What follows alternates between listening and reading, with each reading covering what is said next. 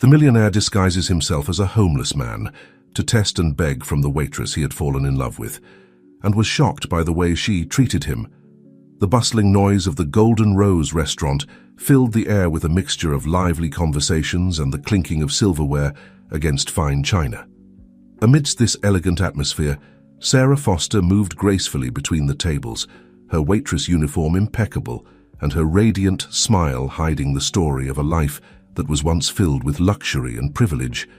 With each dish she served, each order she took, Sarah reminded herself that this was temporary. Someday, she promised herself, she would have the life she once had, but this time through her own merits. Her eyes, a deep brown that seemed to hold secrets, scanned the room attentively, making sure every customer was satisfied. It was at that moment when the restaurant door opened, letting in a gust of cold air and the hunched figure of a man who seemed out of place in the luxurious establishment. His worn clothes and unkempt beard contrasted sharply with the refined ambiance of the place. Sarah's eyes fell on the newcomer, and for an instant she felt a pang of compassion mixed with something else, something she couldn't identify at that moment. Without thinking twice, she approached the man before the maitre d' could throw him out. "Good evening, sir," Sarah said in a soft but firm voice. "Can I help you with anything?" The man looked up, and Sarah found herself looking into intense blue eyes that seemed out of place on that weathered face. For a moment, she thought she saw a flash of something more in that gaze, but she attributed it to her imagination.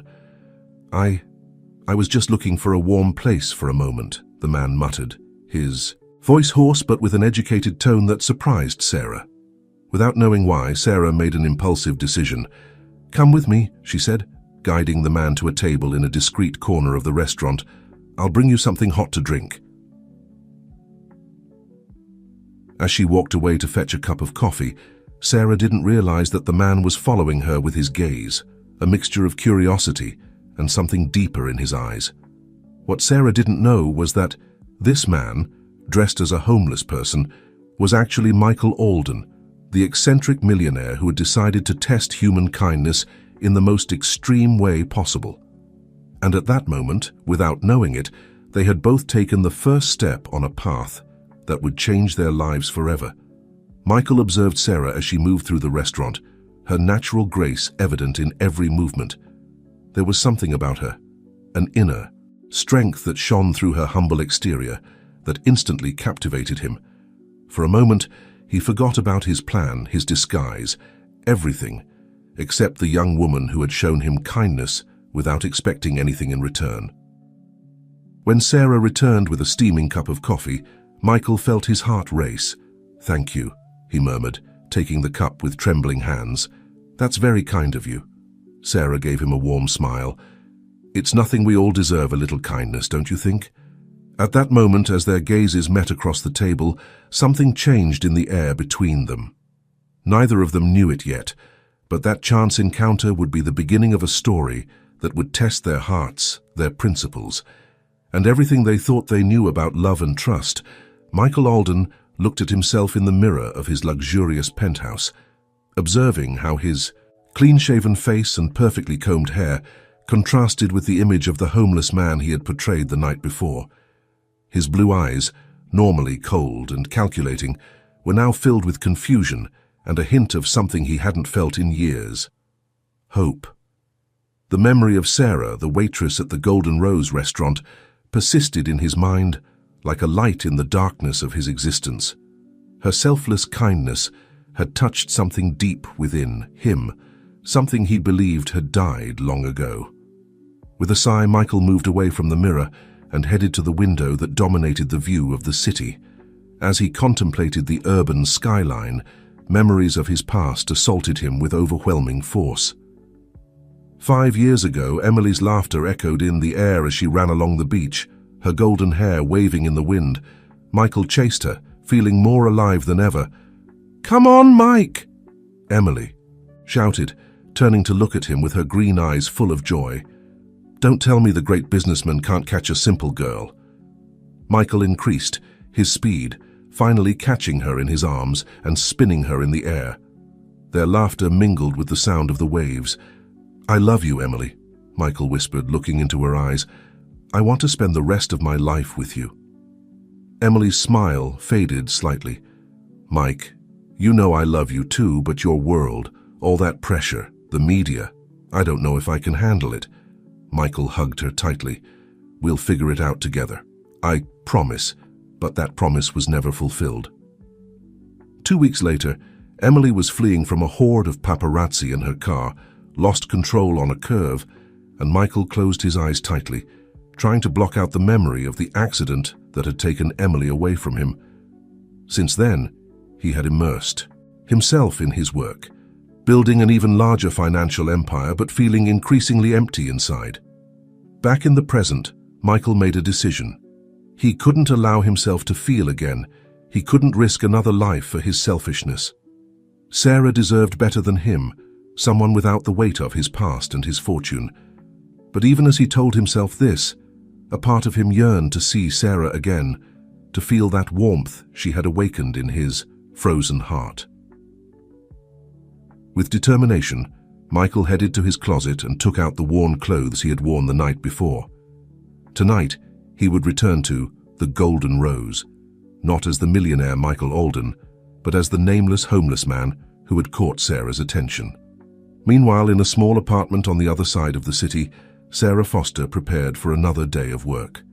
She looked at her reflection in the cracked bathroom mirror, remembering the days when she had full-length mirrors and a team of stylists at her disposal.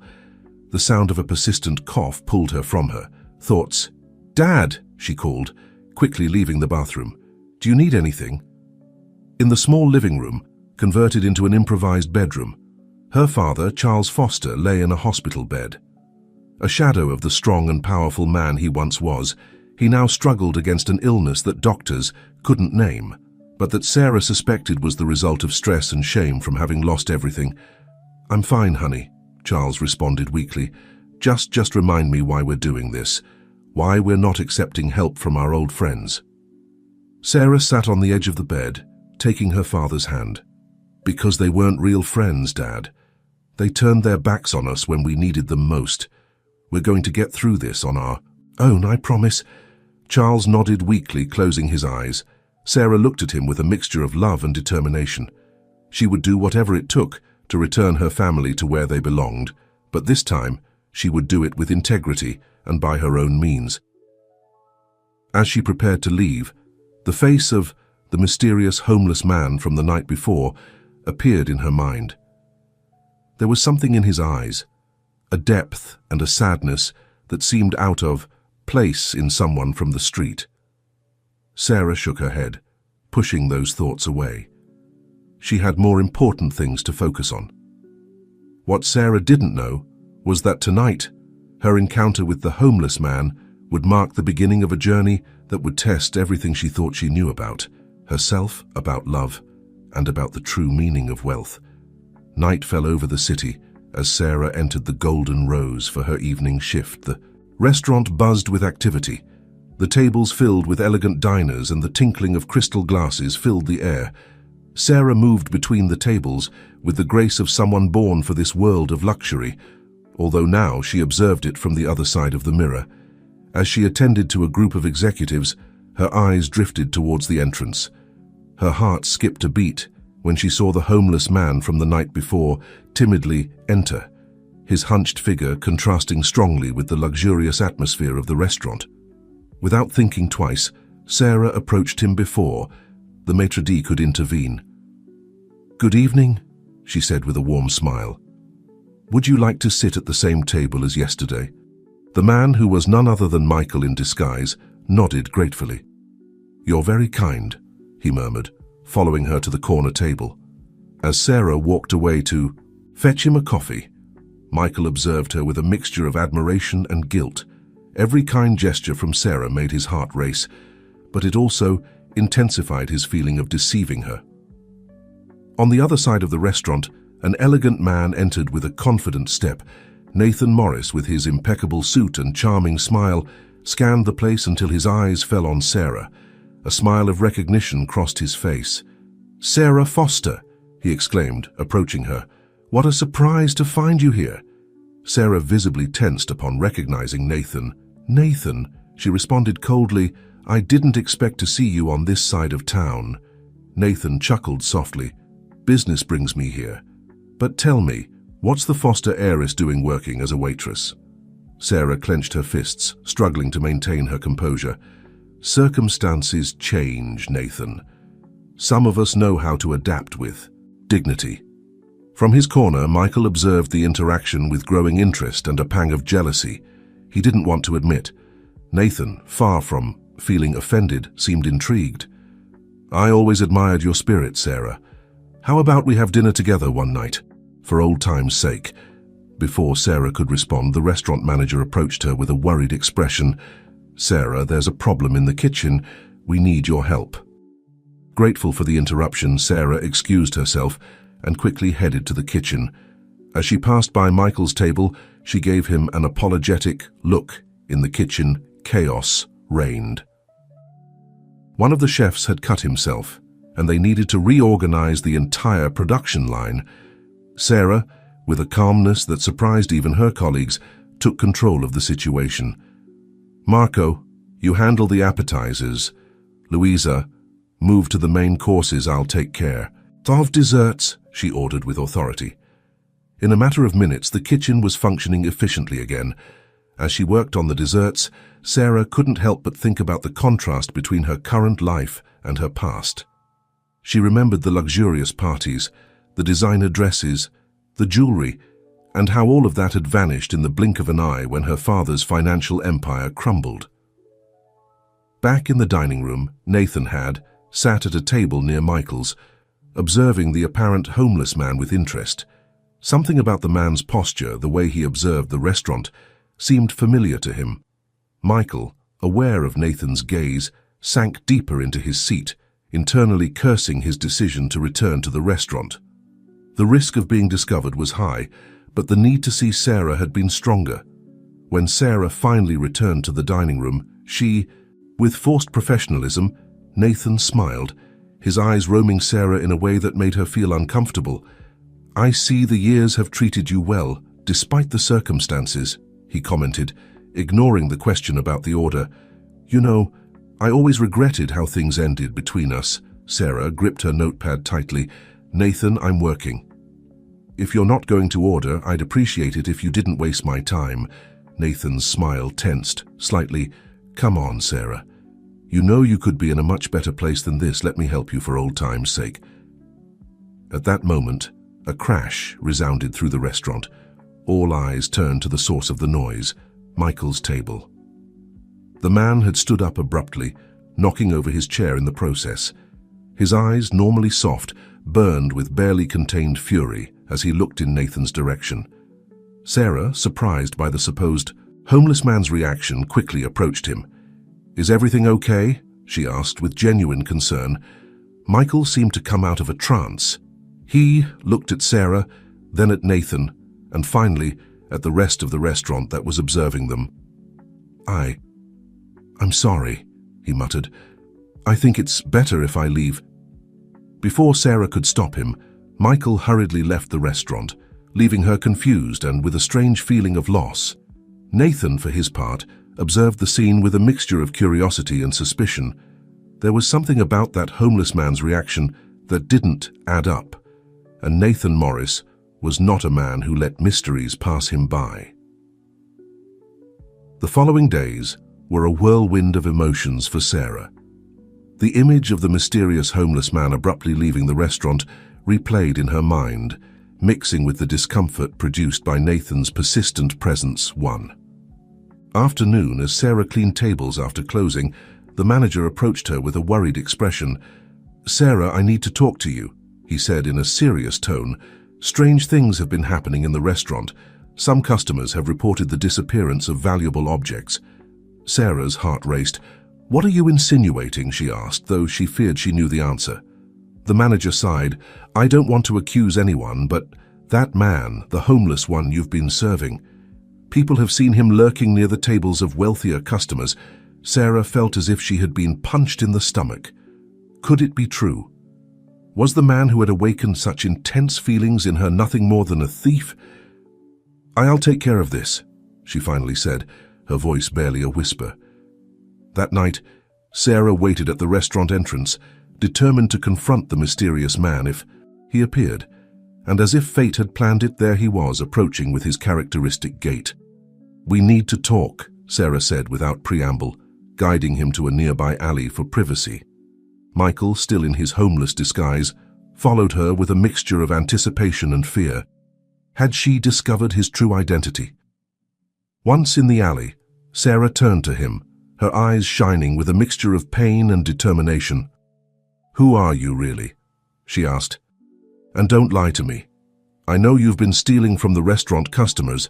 Michael felt as if he had been doused with cold water. Of all the accusations he expected, this was the last. "Sarah, I swear I haven't stolen anything, But before he could continue, a familiar voice interrupted them. "Well, well, what an interesting scene." Nathan emerged from the shadows, his predatory smile illuminated by the dim streetlight. "Sarah, dear, did you really believe this vagrant had good intentions? Allow me to enlighten you."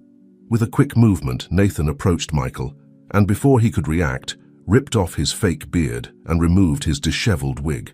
Sarah gasped as she saw the real face of Michael Alden, the famous millionaire, emerge from behind the disguise. "Michael Alden," she exclaimed, taking a step back. "All this time, why?" Michael, exposed and vulnerable, looked at Sarah with a mixture of shame and plea. "Sarah, I can explain, But Nathan didn't give him a chance. "Explain what, Alden? How you've been playing with an innocent woman's feelings? Or how you've been sabotaging my company from the shadows?"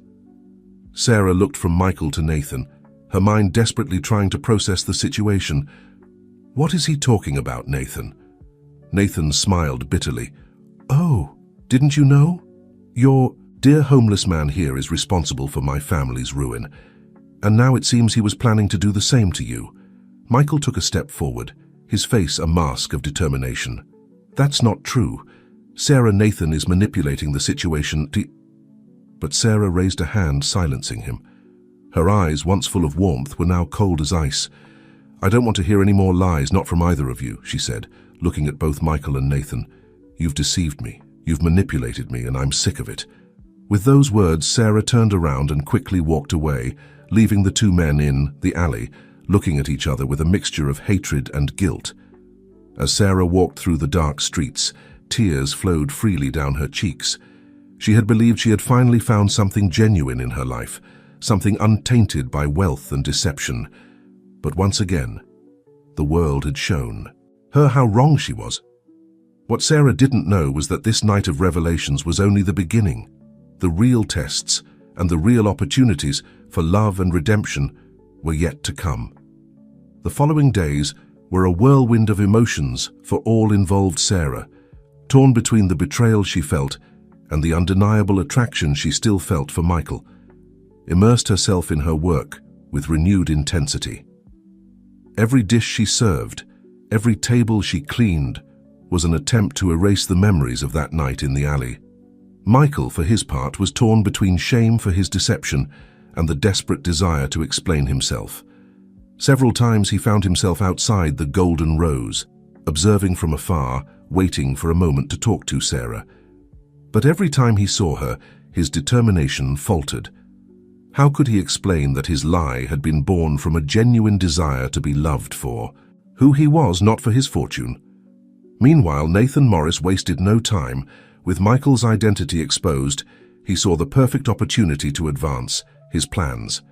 He began to frequent the Golden Rose more regularly, always looking for moments to talk to Sarah, to console her in her moment of vulnerability. One night, as Sarah finished her shift, Nathan was waiting for her outside the restaurant. "Sarah," he called softly, "can we talk?" Sarah hesitated for a moment, but finally nodded. They headed to a small nearby park, the silence of the night broken only by the sound of their footsteps. "I know you're going through a difficult time," Nathan began, his voice full of apparent concern. "I want you to know that I'm here for you. I always have been." Sarah looked at him, searching his eyes for some indication of sincerity. "Nathan, I appreciate your concern, but—" "Listen," he gently interrupted her. "I know I made mistakes in the past, but I've changed and I want to help you. You and your family?" Sarah's eyes widened in surprise. "My family?" What do you know about my family? Nathan smiled sadly. I know more than you think, Sarah. I know about your father's illness, about the financial difficulties you're going through. Let me help you. I can offer you a job in my company, one that would allow you to take care of your father and regain the life you once had. Sarah felt the world spinning around her. Nathan's offer was tempting, an easy way, out of all her problems. But something inside her screamed at her to be careful. I need time to think about it, she finally said. Nathan nodded understandingly. Of course, take all the time you need, but remember, Sarah, not everyone is like Michael Alden. Some of us really care about you. As Sarah walked home that night, her mind was a whirlwind of thoughts and emotions. Nathan's offer, Michael's betrayal, the weight of family, responsibilities, everything mixed into an overwhelming chaos. What Sarah didn't know was that, at that very moment, Michael Alden was facing his own demons. Sitting in his luxurious penthouse, he stared fixedly at a photo of Emily, his former girlfriend. I'm sorry, he whispered to the image.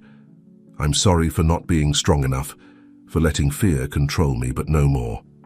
With determination, Michael stood up and went to his desk. There, he began to write a letter that would change everything.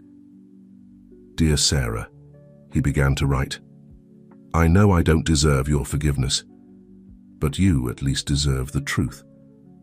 The whole truth, as Michael wrote, pouring his heart and secrets onto the paper. Across town, Nathan Morris was making his own plans. In his office, surrounded by documents and financial charts, a sinister smile played on his face. Soon, Michael Alden, he muttered to himself, soon you'll see how it feels to lose everything. And so, with these three souls in conflict, each struggling with their own truths and lies, the stage was set for a confrontation that would change their lives forever. The next morning dawned grey and rainy, as if the sky reflected the emotional turmoil of our story's protagonists. Sarah woke up early, her eyes swollen from a night of insomnia, and contained tears. Nathan's offer still echoed in her mind, tempting and dangerous at the same time. As she prepared breakfast for her father, Charles observed her with concern from his improvised hospital bed in the living room. Honey, he called softly, what's bothering you? You seem distant. Sarah tried to smile, but the smile didn't reach her eyes. It's nothing, Dad, just work fatigue. Charles shook his head. I know you, Sarah, you've always been strong, but you don't have to carry everything on your own. Tell me. With a sigh, Sarah sat on the edge of the bed, and little by little the words began to flow. She told him about Michael, his deception, Nathan's offer, her doubts and fears. Charles listened in silence, his face a mixture of understanding and concern. Sarah, he finally said, taking his daughter's hand, life has put difficult tests before us, it's true, but never forget who you are. You're a foster, and fosters don't bend to adversity. Trust your heart, daughter. It will guide you on the right path. Her father's words resonated with Sarah, giving her a strength she didn't know she needed. With a hug and a kiss on Charles's forehead, Sarah left the apartment, determined to face the day and the decisions that awaited her. Meanwhile, in his office in the city center, Nathan Morris was going over the final details of his plan. The documents scattered on his desk detailed a complex network of financial transactions, all designed to undermine Michael Alden's empire. Mr. Morris, his assistant interrupted from the door. Mr. Alden is here. He says it's urgent. Nathan tensed for a moment, but quickly regained his composure. With a cold smile, he nodded. Show him in. Michael Alden entered the office, his face a mask of determination. Nathan, he greeted dryly. Michael, Nathan replied, leaning back in his chair. To what do I owe the pleasure of your visit? Michael got straight to the point. I know what you're doing, Nathan. The movements in the market, the rumors that are circulating, it all points to you. Nathan feigned surprise. I don't know what you're talking about, Michael. I'm simply managing my business. Your business is designed to destroy my company, Michael spat. But that's not the worst part. You're using Sarah in your game. The mention of Sarah made Nathan's smile turn predatory. Me using Sarah? I think you're looking in the wrong mirror, my friend. Wasn't it you who disguised yourself as a homeless man to deceive her? Michael clenched his fists, struggling to maintain calm. I made a mistake, I admit it. But my feelings for Sarah are real. I won't allow you to use her as a pawn in your revenge against me. Nathan stood up, facing Michael. And who says my feelings for Sarah aren't real? I've known her for years, Michael. You're just an upstart who played with her emotions. The tension in the office was palpable. Both men stared at each other, years of resentment and rivalry, culminating in this moment. This ends now, Nathan, Michael said firmly. You will stop your attacks on my company and stay away from Sarah.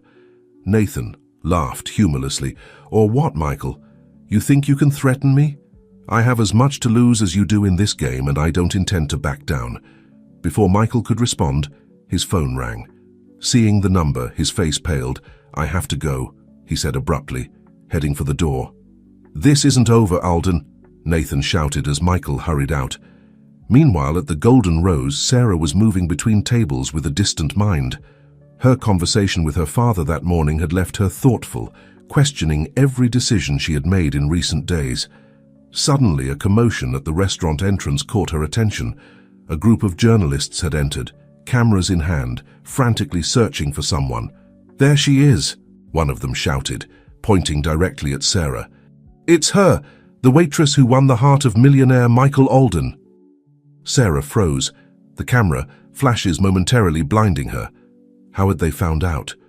Who had leaked the information? The restaurant manager tried to intervene, but the journalists were already surrounding Sarah, bombarding her with questions. Is it true that Michael Alden disguised himself as a homeless man to win you over? Did you know who he really was? Are you involved in the financial scandal surrounding Alden Enterprises? Sarah felt the world spinning around her. This was exactly what she had feared, what had made her doubt every relationship in her life since her family's fall. The exposure, the public scrutiny, the loss of privacy. At that moment, as if fate had planned it, Michael Alden came running into the restaurant, seeing the scene, his face filled with guilt and determination. Sarah, he shouted, making his way through the journalists. I'm sorry. This is my fault. But before he could reach her, Sarah made a decision. With an apologetic look to her boss, she took off her apron and ran out through the kitchen door, leaving behind the chaos and the voices shouting her name. She ran through the city streets with no clear destination, just wanting to escape from everything and everyone. Tears clouded her vision as questions crowded her mind. How had it come to this? Who could she really trust? Was there any way out of this maze of lies and deceptions? What Sarah didn't know was that her flight was about to lead her to an encounter that would change the course of the entire story. An encounter that would test not only her heart, but also her integrity and everything she thought she knew about love and trust. Sarah ran aimlessly through the city streets, her mind a whirlwind of emotions and confused thoughts. Finally, exhausted and disoriented, she stopped in a small park. She sat on a bench, trying to catch her breath and put her ideas in order. It was then that she noticed an old woman sitting next to her, looking at her with understanding eyes. You seem to be carrying the weight of the world on your shoulders, dear, the old woman said, in a soft voice. Sarah, normally reserved, found herself pouring her heart out to this stranger. She told her about Michael, about Nathan, about the pressure from the media and her own doubts. The old woman listened in silence, nodding occasionally. When Sarah finished, the woman spoke. You know, in my long life, I've learned that appearances can be deceiving, but the heart rarely makes mistakes. The question is, are you listening to yours? Those words resonated deeply with Sarah. Before she could respond, her phone rang. It was an unknown number.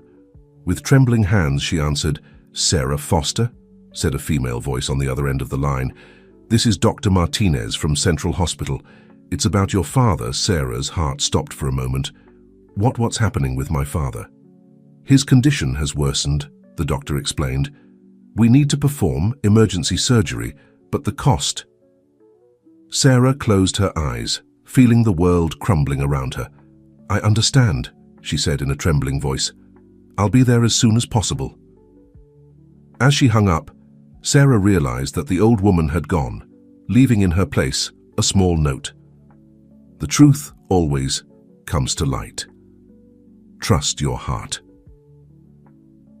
With renewed determination, Sarah headed to the hospital. On the way, she made a decision that would change everything. She called Nathan Morris. Meanwhile, in the offices of Alden Enterprises, Michael was struggling to contain the crisis. Rumors of financial instability had spread like wildfire, and stocks were plummeting. "Mr. Alden," his assistant interrupted, "you have a call from the board of directors. They're considering voting to remove you as CEO." Michael felt the ground opening beneath his feet. Everything he had worked for was in danger of crumbling. And the worst part was that he knew he had brought this upon himself with his actions. At that moment, his personal phone rang. It was a message from Sarah. "Central Hospital now. It's important." Without thinking twice, Michael left everything and ran out towards the hospital. At Central Hospital, Sarah waited anxiously in the waiting room. Her father was being prepared for surgery, but the payment issue still needed to be resolved. Nathan arrived first, his face a mask of concern. "Sarah, I came as soon as I could. What do you need?"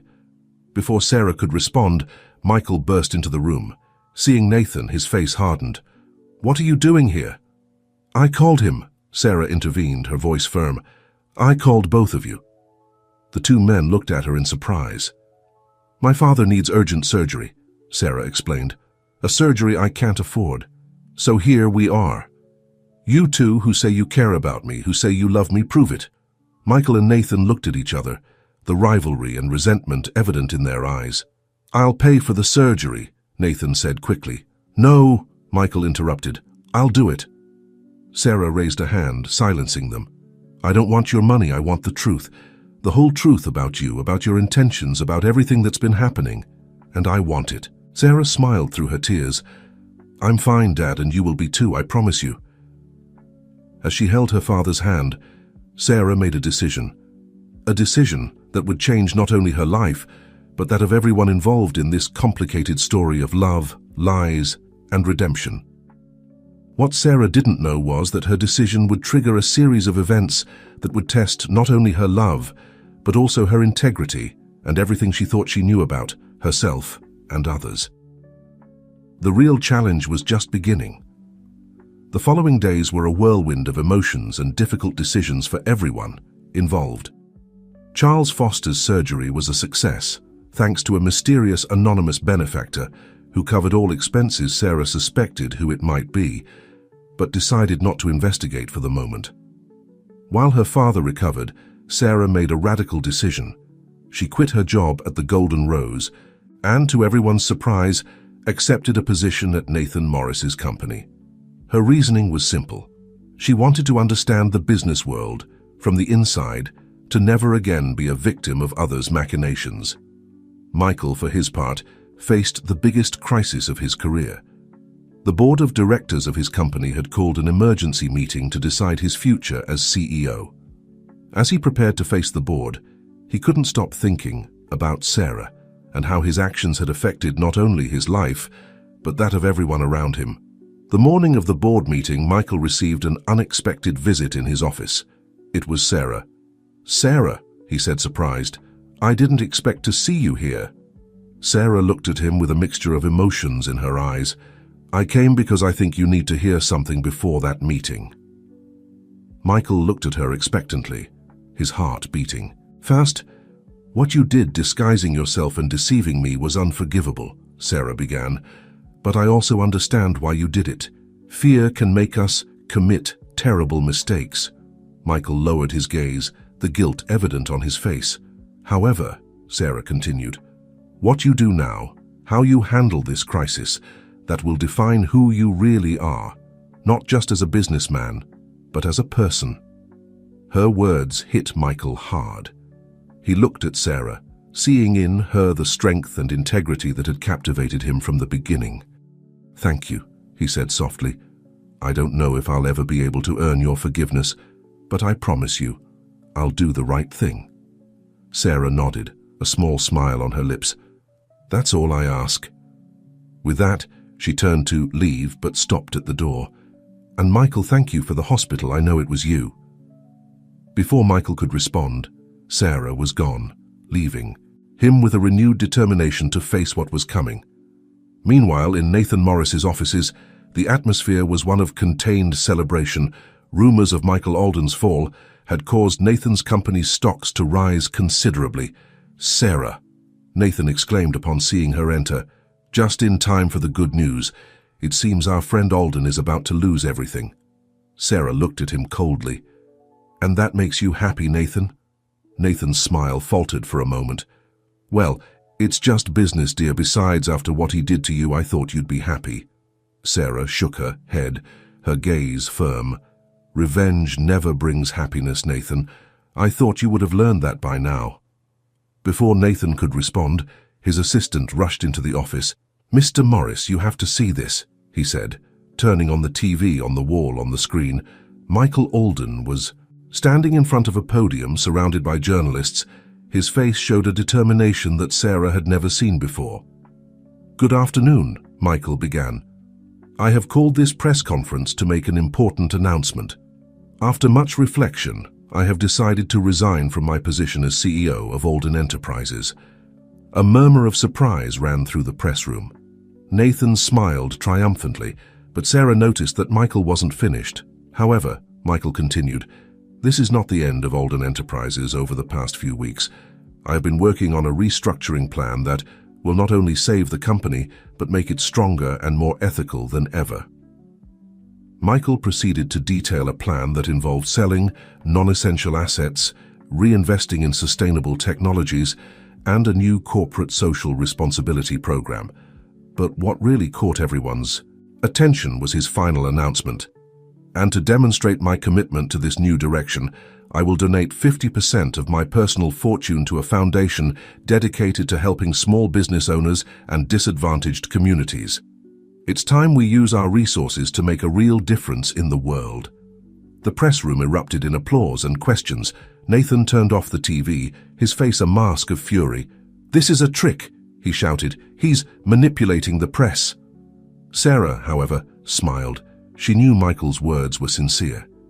"No, Nathan," she said softly. "This is what it looks like when someone decides to do the right thing." With those words, Sarah headed for the door. "I quit," she said simply. "What? You can't quit." Nathan exclaimed, "You just started." Sarah turned to him, her gaze full of determination. "I can and I am. I came here looking to understand this world. And I think I finally have. Thank you for the lesson, Nathan." As Sarah left the office, she felt as if a weight had been lifted from her shoulders. For the first time in a long time, she was sure of who she was and what she wanted. The following days were a whirlwind of activity. The press couldn't stop talking about Michael Alden's surprising decision. Many praised him as a visionary, others called him crazy, but no one could deny the impact his announcement had made. Sarah, for her part, stayed away from the media chaos. She focused on taking care of her father, whose health was improving day by day. It was during one of her visits to the hospital that she received an unexpected call. "Sarah Foster?" said a familiar voice on the other end of the line. "Yes," Sarah responded, intrigued. "This is Martha, Mr. Alden's assistant. He would like to meet with you, if possible.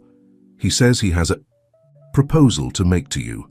Sarah hesitated for a moment, but her curiosity got the better of her. "All right," she finally said. "Tell him we'll meet tomorrow in the park, where we used to meet." The next day, Sarah arrived at the park with a mixture of anticipation and nervousness.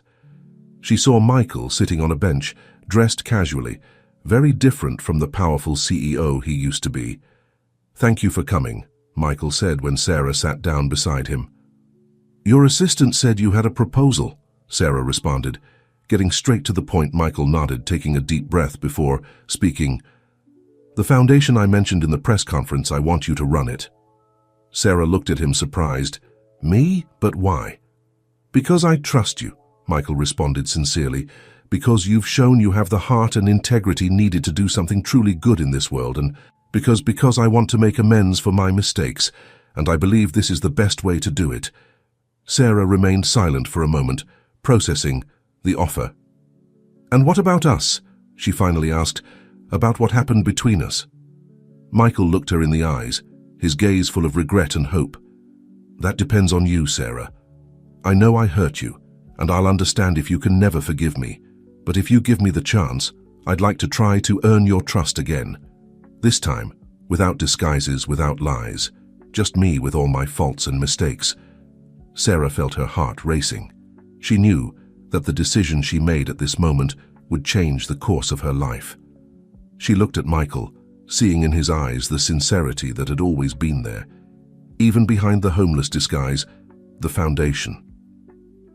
Sarah began slowly. "Sounds like a wonderful project, and I think I could do a lot. Dove good at the helm of it." Michael held his breath, waiting for her answer. "As for us," Sarah continued, a small smile forming on her lips, "I think everyone deserves a second chance, but this time, let's take it slow, okay?" Michael's face lit up with a genuine smile. "Okay," he said, extending his hand. "Partners?" Sarah took his hand, feeling a familiar spark when she touched him.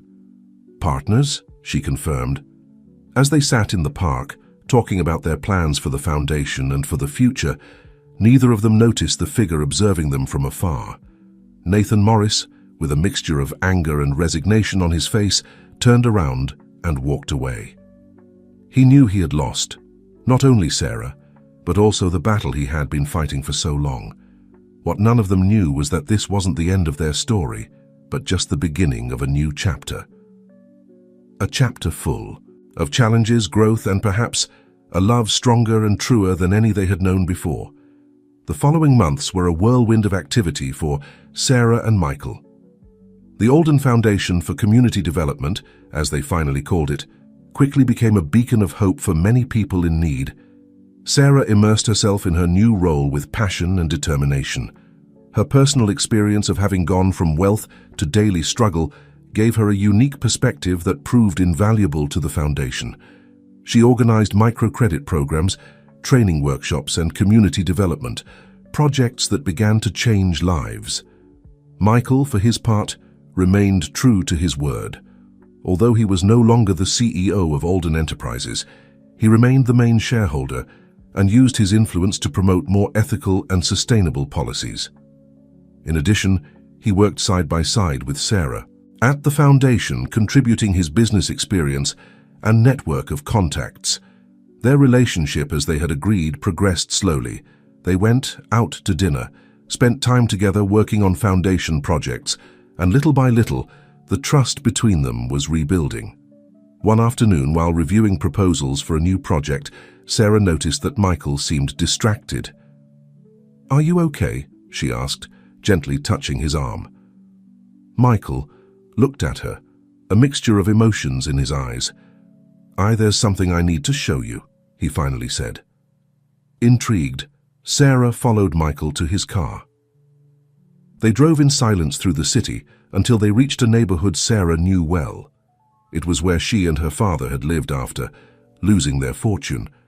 Michael parked in front of a building under construction. "Come with me," he said, taking Sarah's hand. They entered the building and went up to the top floor. There Sarah saw something that took her breath away. It was a spacious and bright area with views of the city, but what really caught her attention were the people working there. She recognized several of her former neighbors, those who, like her, had struggled day by day to survive. "What is this?" Sarah asked, excited. Michael smiled. "It's the Foundation's new community center.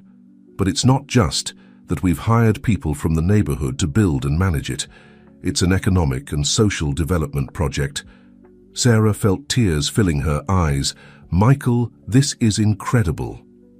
"There's more," Michael continued, guiding her to a door. Upon opening it, Sarah saw a small apartment, modest but cozy. "It's for your father. I thought he might like to be close to the center, maybe even help when he feels better." Sarah turned to Michael, overwhelmed with emotion. Without thinking, she threw herself into his arms, hugging him tightly. "Thank you," she whispered, "for all of this."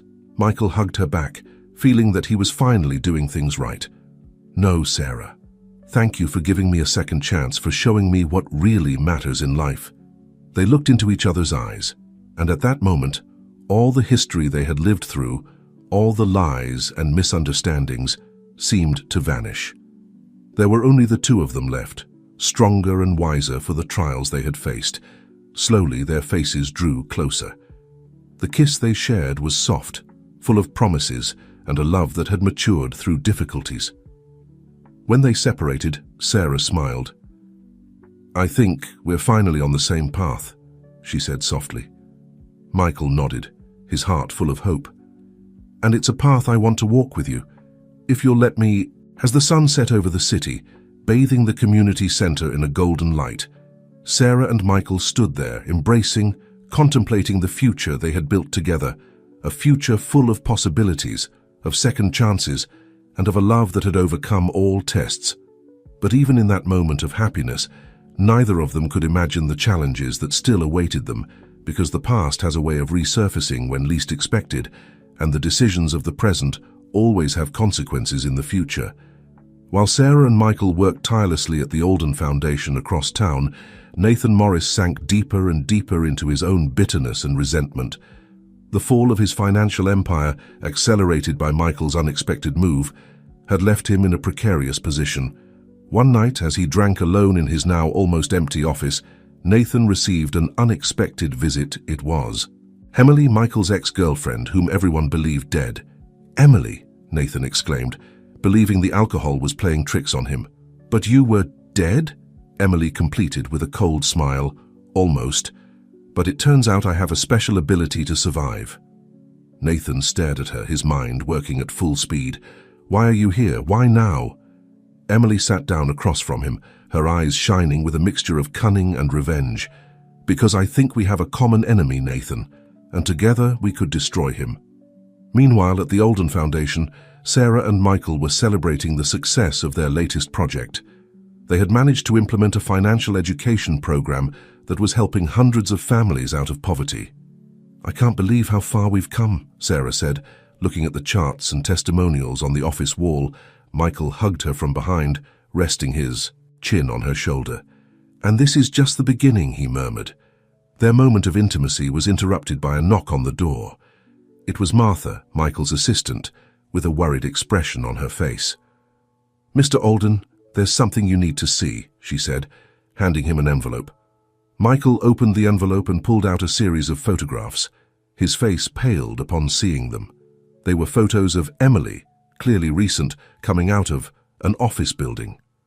This is impossible," Michael muttered, collapsing into a chair. Sarah, alarmed by his reaction, took the photos. "Michael, who is she?" With a trembling voice, Michael responded, "It's Emily, my ex-girlfriend, the one I thought had died years ago." The silence that followed was deafening. Sarah felt as if the ground was opening beneath her feet. All the insecurities she had managed to overcome in recent months threatened to resurface. "What does this mean, Michael?" she finally asked, her voice barely a whisper. Michael looked up, his eyes full of confusion and pain. "I don't know, Sarah. I swear I had no idea she was alive.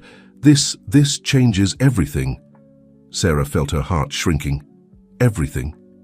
Including us?" Michael quickly stood up, taking Sarah's hands in his. "No, not. That what I feel for you is real. Sarah, more real than anything I've ever felt before." But Sarah could see the doubt in his eyes, the internal conflict he was experiencing. "You need time to process this," she said softly, releasing his hands. "I understand." "Sarah, please," Michael began, but she was already heading for the door. "Call me when you've cleared up your feelings," Sarah said. And with that, she left the office, leaving Michael alone with his thoughts and the photographs that had changed everything. Meanwhile, in a luxurious hotel across town, Emily and Nathan were planning their next move. "Are you sure this will work?" Nathan asked, skeptical. Emily smiled, a dangerous glint in her eyes. "Trust me, Nathan. I know Michael better than anyone. I know exactly how to manipulate him." "What about the girl, Sarah?" Nathan inquired. "Ah, her," Emily said with disdain. She'll be collateral damage once we've destroyed Michael and recovered his fortune. You can have her if you want." Nathan frowned, surprised by Emily's coldness. For a moment he wondered if he was doing the right thing by allying with her, but the memory of his humiliation, of everything he had lost, stifled any doubt. "Fine," he finally said. "What's the next step?" Emily took an envelope out of her purse. "This," she said, showing him its contents. They were documents that seemed to prove that Michael had been involved in illegal businesses years ago, just before Emily's supposed accident. "But this is fake," Nathan said, examining the papers. "Of course it is," Emily responded with a malicious smile. "But no one will be able to prove it. And when these documents reach the press and the authorities, Michael's reputation will be destroyed. His precious foundation will crumble, and we'll be there to pick up the pieces." Nathan nodded, slowly, impressed by Emily's cunning. "And when will we make this public?" "Soon," Emily said. "But first I need to have a little meeting with my dear ex-boyfriend to prepare the ground." While Emily and Nathan conspired, Sarah walked aimlessly through the city streets, her mind a whirlwind of emotions. Part of her wanted to trust Michael, to believe that what they had was stronger than any ghost from the past. But another part, the part that had been hurt so many times, screamed at her to protect herself, to run before getting hurt again. Without realizing it, her steps led her to the park, where she used to meet Michael when he disguised himself as a homeless man. She sat on the same bench, memories flooding her. "Sarah?" A familiar voice pulled her from her thoughts. She looked up to see her father, Charles, standing in front of her. "Dad, what are you doing here?" she asked. Surprised, Charles sat down beside her, his face showing concern. "I saw you from the window of the community center. You looked troubled. What's going on, honey?" And so, under the soft light of the evening, Sarah told her father everything about Emily, about her fears, about the doubt that now overshadowed her relationship with Michael. Charles listened in silence, his face full of understanding. When Sarah finished, he took her hands in. "Here's my daughter," he began softly. "Life is rarely simple or easy. True love isn't the one that never faces obstacles, but the one that overcomes them together." Sarah looked at her father, her eyes full of unshed tears. "But what if Michael still loves her? What if everything we've built crumbles?" Charles smiled wisely. "Those are questions only Michael can answer. But remember this, Sarah, you are strong. You've overcome things that would have broken others. Whatever happens, I know you'll come out ahead." Sarah hugged her father, grateful for his support and words. As the sun set on the horizon, she made a decision. She would face this head-on. She would talk to Michael, listen to what he had to say, and together they would decide the path forward. What Sarah didn't know was that at that very moment, Michael was receiving a visit that would change the course of everything. A visit from someone he believed dead, someone who brought with her secrets and lies that threatened to destroy everything they had built. The stage was set for a confrontation that would test not only the love between Sarah and Michael, but also their integrity, their trust, and everything they believed in. And in the shadows, Nathan and Emily waited, ready to take advantage of any crack that might appear in the couple's relationship. The doorbell of Michael's apartment rang, pulling him out of his confused thoughts. When he opened the door, he felt as if the world had stopped. There, standing in front of him, was Emily. "Hello, Michael," she said with a smile that didn't reach her eyes. "It's been a long time." Michael was paralyzed, unable to process what he was seeing. "Emily, how is this possible? I thought you were dead?" she completed, entering the apartment without waiting for an invitation. "I almost was, but I decided I had a lot to live for, or rather a lot to fight for." Meanwhile, Sarah had made a decision. She couldn't keep waiting in uncertainty. She needed to talk to Michael, to face this situation together. With determination, she headed to Michael's apartment. In the apartment, Michael and Emily were facing each other in a tense conversation. "Why now, Emily? Why disappear all these years and come back just when—" Michael stopped, thinking of Sarah. Emily noticed his hesitation. "Just when you found someone else. That's Sarah, right?" Michael looked at her, surprised. How do you know about Sarah? Oh, Michael, Emily laughed humorlessly.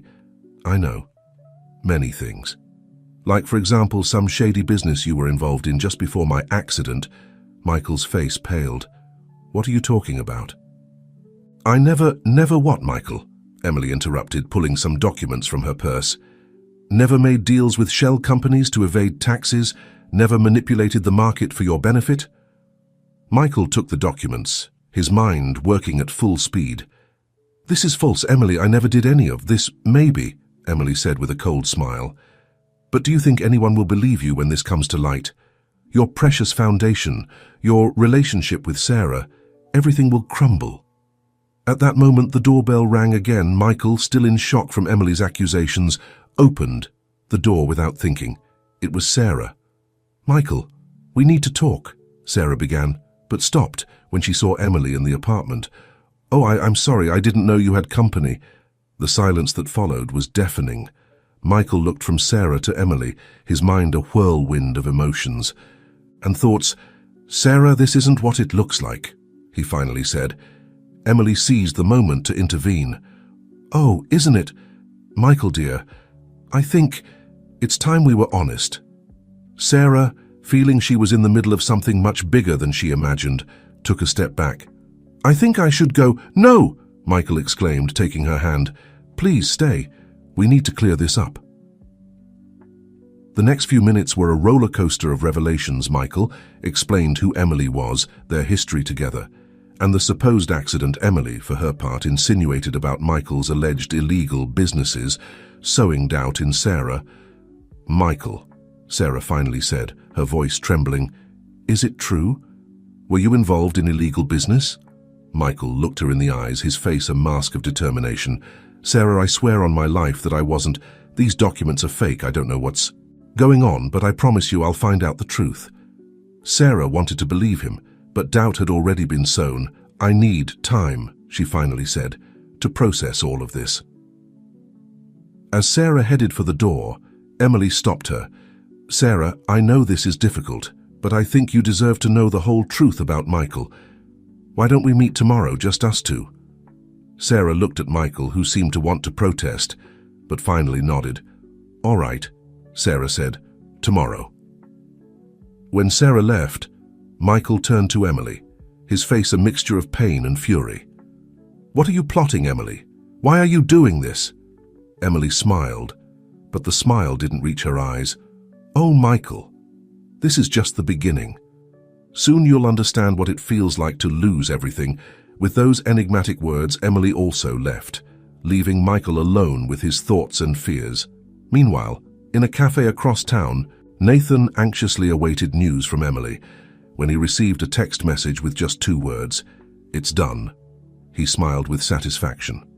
The plan was in motion, and soon, very soon, he would have his revenge. What none of them knew was that Sarah, despite her doubts and fears, was not someone who stood idly by. That night, while everyone slept, she began her own investigation. She was determined to uncover the truth, no matter how painful it might be. The stage was set for a final confrontation, one where hidden truths would be revealed, loyalties would be tested, and the future of all involved would be defined. And at the center of it all was Sarah, a woman who had learned the hard way to fight for what she believed in. The denouement was approaching, and with it, the promise of a new beginning or the end of everything they had built. The morning arrived with a palpable tension in the air. Sarah, who had barely slept, prepared for her meeting with Emily. She had spent the night investigating, looking for any clue that could shed light on the situation. Meanwhile, Michael had not been idle. Aware that his future and that of the foundation hung by a thread, he had summoned his legal team and private investigators to unravel the mystery behind the fake documents. In a downtown cafe, Sarah nervously waited for Emily's arrival when she appeared. With her characteristic elegance and an enigmatic smile, Sarah felt a chill run down her spine. "Thank you for coming, Sarah," Emily said, sitting across from her. "I know this isn't easy for you." Sarah looked her directly in the eyes. "I want the truth, Emily, the whole truth." Emily smiled, but there was something cold in that smile. The truth, dear, is that Michael is not the man you think he is. Those documents you saw are just the tip of the iceberg. As Emily began to weave her web of lies, mixing half-truths with absolute falsehoods, Sarah listened attentively, looking for inconsistencies in her story. Across town, Michael had made a startling discovery. One of his investigators had managed to trace the origin of the fake documents to a shell company linked to Nathan Morris. With this new information, Michael hurried to call Sarah, but her phone went straight to voicemail. Desperate, he decided to go look for her. Back at the cafe, Sarah finally spoke. "It's a fascinating story, Emily, but there's something that doesn't add up." Emily looked at her, her confidence faltering for a moment. "What do you mean?" Sarah took out her tablet and placed it on the table. "Last night I did my own investigation, and I found something interesting about you and Nathan Morris." Emily's face visibly paled. "I don't know what you're talking about," she said, trying to maintain her composure. Sarah, with a calmness that surprised even herself, continued. "I found records of bank transfers between an account in your name and companies linked to Nathan Morris transfers that began right after your supposed accident." Emily tried to stand up, but Sarah stopped her with a gesture. "That's not all. I also discovered that the company that issued those fake documents about Michael is registered in the name of Nathan's cousin. Curious, don't you think?" At that moment, Michael burst into the cafe, panting from the run. "Sarah, I have to tell you something important about the documents." He stopped short upon seeing the scene in front of him, Sarah with a determined expression, and Emily, visibly shaken. "You're late, Mr. Alden," said a voice from a nearby table. Everyone turned to see Nathan Morris, who slowly stood up, applauding sarcastically. "It seems we underestimated Miss Foster." Emily looked at Nathan furiously. "Idiot, what are you doing here?" "Saving what's left of our plan," Nathan responded coldly. "Although it seems it's already too late." Michael approached Sarah, protectively placing himself by her side. "Are you okay?" he asked in a low voice. Sarah nodded, not taking her eyes off Emily and Nathan. "I'm fine. And I think we're finally getting to the bottom of all this." Nathan, seeing that his plan was crumbling, decided to play his last card. "Very well, since we're revealing truths, why don't you tell them, Emily, about our little agreement? About how we plan to destroy Michael and take his fortune?" Emily, cornered, exploded. "Shut up, you fool. This is all your fault if you had followed the plan to the letter." "The plan?" Sarah interrupted. "You mean the plan to fake your death, Emily? To manipulate Michael for years and then reappear to destroy him?" Michael looked at Emily, the pain and disbelief evident in his eyes. "Is that true, Emily? Did you fake your death?" Emily, seeing that she had no way out, dropped her mask of innocence. Her face transformed into a grimace of bitterness and resentment. "So what if I did? You drove me to it, Michael. With your obsession with work, with your inability to love me as I deserved. So you decided to ally yourself with Nathan," Sarah concluded, "to get revenge on Michael and get his fortune in the process." Nathan, seeing that all was lost, tried to sneak away but found himself blocked by two suited men who had just entered the cafe. "Mr. Morris," one of them said, showing a badge. "I'm Detective Johnson. You're under arrest for fraud, conspiracy, and forgery of documents." As the detectives handcuffed Nathan, Emily tried to flee, but Sarah stopped her. "Not so fast," she said, grabbing her arm. "I think you have a lot to explain to the authorities." Amidst the chaos, with Nathan and Emily being arrested and cafe customers watching in astonishment, Michael turned to Sarah. He looked at her with a mixture of admiration, love, and regret. "Sarah, I don't know what to say. Thank you for believing in me, for fighting for the truth." Sarah looked at him, a small smile forming on her lips. "I always knew there was more to this story, and after everything we've been through together, I couldn't just give up without a fight." Michael took her hands in his. "I love you, Sarah, more than I ever thought possible to love someone. Can you forgive me for doubting, for not being completely honest with you from the beginning?" Sarah looked into his eyes, seeing in them the sincerity and love that had always been there, even in the most difficult moments. "Michael, we've both made mistakes, but I think what's important is that In the end, we chose to trust each other. We chose to fight for us. They embraced in the middle of the cafe, oblivious to the chaos surrounding them. At that moment, they knew that, whatever happened, they would face the future together. The following weeks were a whirlwind of statements, trials, and newspaper headlines. The truth about Emily and Nathan's conspiracy came to light, completely exonerating Michael of any suspicion of illicit activities. The Alden Foundation, far from being harmed by the scandal, gained even more public support. The story of how Sarah and Michael had fought together against adversity and deception touched the hearts of many people a year later, in the same park where Michael and Sarah had first met. When he was posing as a homeless man, the couple celebrated their wedding.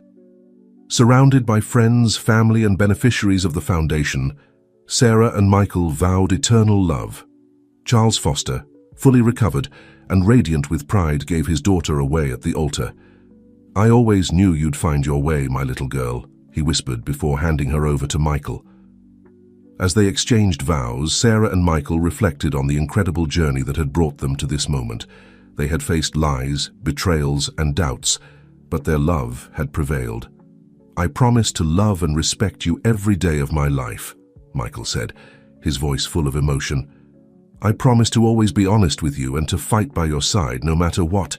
And I promise to be your partner, your confidant, and your greatest defender," Sarah responded, tears of happiness in her eyes. "I promise to believe in you, in us, even in the most difficult moments." As they kissed, sealing their union to the applause of the guests, they both knew that this was not the end of their story, but the beginning of a new chapter, filled with love, trust, and the promise of a bright future together.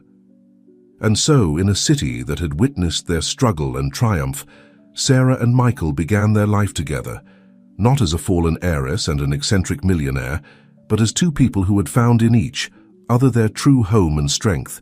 Sarah and Michael's story became a legend in the city, a testament to the power of true love and perseverance. And although they knew that life would continue to present them with challenges, they were ready to face them, hand in hand, with the certainty that together they could overcome any obstacle. Because in the end they had learned the most valuable lesson of all, that love, when it is true and strong, can overcome any adversity, illuminate the darkest shadows, and build a future brighter than they could have ever imagined.